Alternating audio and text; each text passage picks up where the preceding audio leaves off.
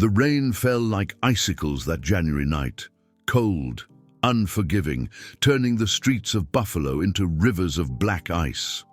The temperature had plummeted to 18 degrees, and the wind howled through the empty lots and abandoned factories, like a wounded animal caught in a trap. Under the Main Street overpass, the air stank of wet concrete, diesel fumes, and the faint, almost metallic tang of frozen pipes. The only light, a distant street lamp, flickering like it might just give up at any moment. Joe Mac McAllister pressed his back against the concrete pillar, his thin army jacket offering almost no protection against the cold that seeped into his bones. He was 62 years old, a Korean War veteran with hands that told stories, scarred and calloused from decades of mechanical work, before life had taken everything from him. His fingers were cracked and bleeding from the cold, wrapped in strips of old cloth that did little to protect them. But even now, after 3 years of living under this bridge, Mac still carried a small toolkit in his weathered backpack. Old habits die hard, his father used to say, and Mac had been a mechanic his whole life. Before we go any further, if you believe in kindness, second chances, and standing up for what is right, make sure to like, comment, share, and subscribe to this channel. And tell us in the comments where you are watching from. Because stories like this remind us that humanity still exists in every corner of the world, even under a frozen bridge in Buffalo. The rumble came first, cutting through the sound of rain like thunder. Mac looked up and saw a single headlight piercing through the darkness, weaving unsteadily. A motorcycle, a big one. The engine coughed twice, sputtered, and then died completely about 30 feet from where Mac was huddled. A man climbed off the bike, tall and broad, wearing a soaked leather vest over a hoodie. Even in the dim light, Mac could see the patches, red and white, Hell's Angels. The biker kicked the bike once in frustration, then again, his boots splashing in the freezing puddles. He pulled out his phone, but from the way he stared at the screen and cursed, Mac guessed there was no signal under the overpass. Mac knew he should stay quiet, stay invisible. That was how you survived on the streets. But something in the way the man stood there, shoulders slumped, rain pouring down his face, reminded Mac of his own son. The son he had not seen in 15 years. The son who had stopped answering his calls when Mac lost the house, the shop, everything. Mac stood up slowly, his joints screaming in protest. He walked toward the biker, hands visible, moving carefully, like you approach a wounded dog. The biker spun around, hand going to his belt. His eyes were hard, suspicious, scanning Mac from head to toe, taking in the ragged clothes, the homeless man's shuffle, the bleeding hands. "Excuse me, sir," Mac said, his voice rough from disuse. "I couldn't help but notice your bike died. I used to be a mechanic. Maybe I can take a look." The biker stared at him for a long moment. "You serious, old man? You want to fix my bike in this weather?" Mac shrugged. "Got nothing else to do. And that sounds like a fuel line issue. Maybe water in the carburetor." "This rain can do that." The biker, whose name was Marcus Bear Kowalski, had been riding for 31 years. He had seen a lot of strange things on the road, but he had never seen a homeless man offer to fix his bike in freezing rain at 2 in the morning. "Go ahead," Marcus said, stepping back, "but I'm watching you." Mac knelt down beside the motorcycle, his knees soaking immediately in the icy water. His fingers, already bleeding and numb, worked slowly but precisely. He disconnected the fuel line, blew through it to clear the blockage, checked the carburetor bowl for water contamination. The cold was unbearable, making his hands shake. But Mac kept working. It took him 45 minutes.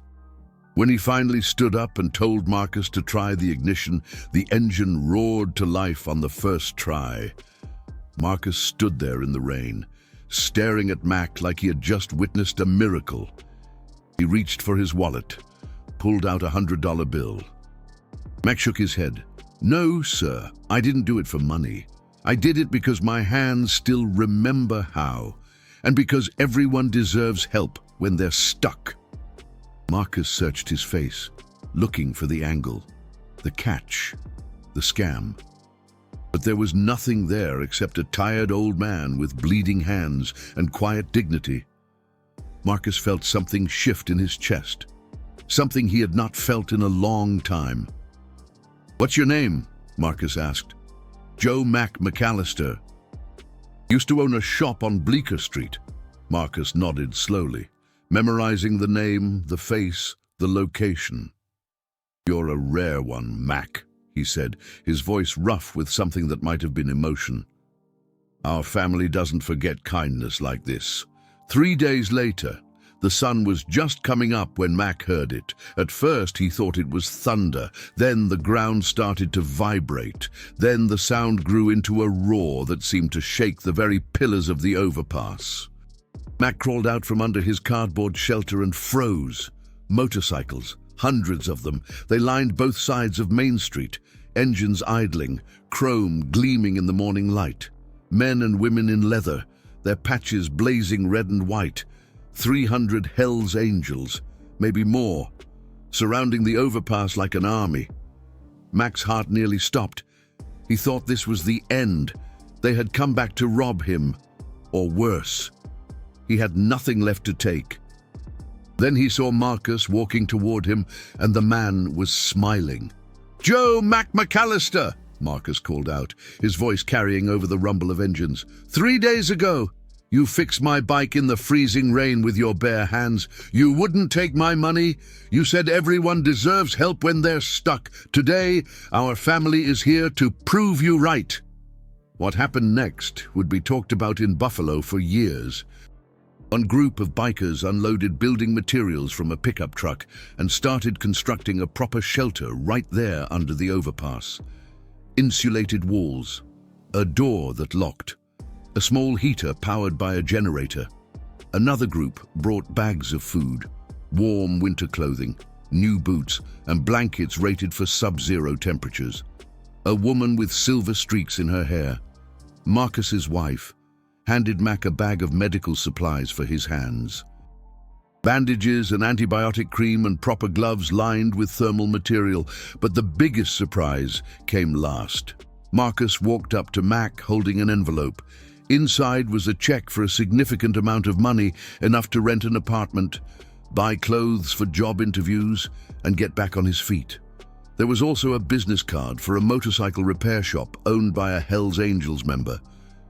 "The owner, he really needs a good mechanic," Marcus said. "The job's yours, Mac, if you want it. Full benefits, and you can start whenever you're ready." Joe's vision blurred with tears. He hadn't cried since losing his beloved Sarah 14 years ago. His hands, now properly bandaged, trembled as he held the envelope. I can't accept this," he whispered.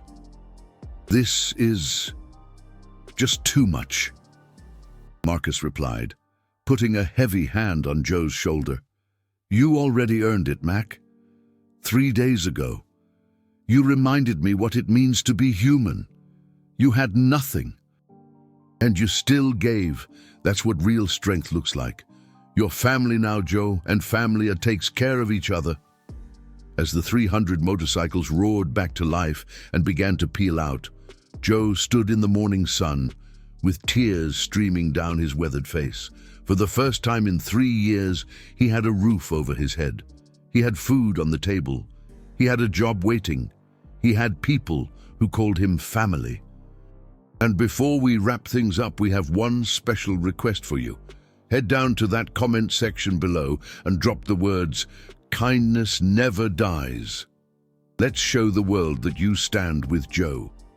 Because sometimes the smallest act of kindness given in the darkest of times with bleeding hands and a broken heart, can light up the entire world.